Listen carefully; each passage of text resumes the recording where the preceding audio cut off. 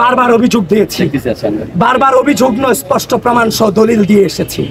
আপনারা কোনো ব্যবস্থা এখনো পর্যন্ত নেননি। আপনারা আর কত রক্ত চান, আর কত ফাসাদ চান? আপনাদেরকে থামতে হবে। থেমে যান। ঢাকা বিশ্ববিদ্যালয়ের শিক্ষার্থীরা, গোটা বাংলাদেশের শিক্ষার্থীরা তাদের রক্তের উপর দিয়ে আপনাদেরকে ভিসি বানিয়েছে, আপনাদেরকে প্রক্টর বানিয়েছে, আপনাদেরকে বিভিন্ন হলের প্রভোস্ট বানিয়েছে। প্রকৃতি হয়তো বা কিছু সময়ের জন্য মেনে নেয়, কিন্তু প্রকৃতি কিন্তু দিন শেষে ছাড় দেয় না। সকলে সাবধান হয়ে যান, সকলে নিরপেক্ষতা বজায় রাখেন। আমি উপস্থিত যারা আছেন সকলকে ধন্যবাদ জানিয়ে আমি এখানেই আমার সংক্ষিপ্ত বক্তব্য শেষ করছি।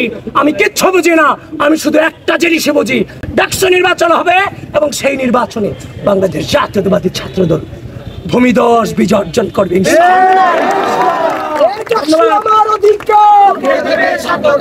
ধন্যবাদ সবাইকে।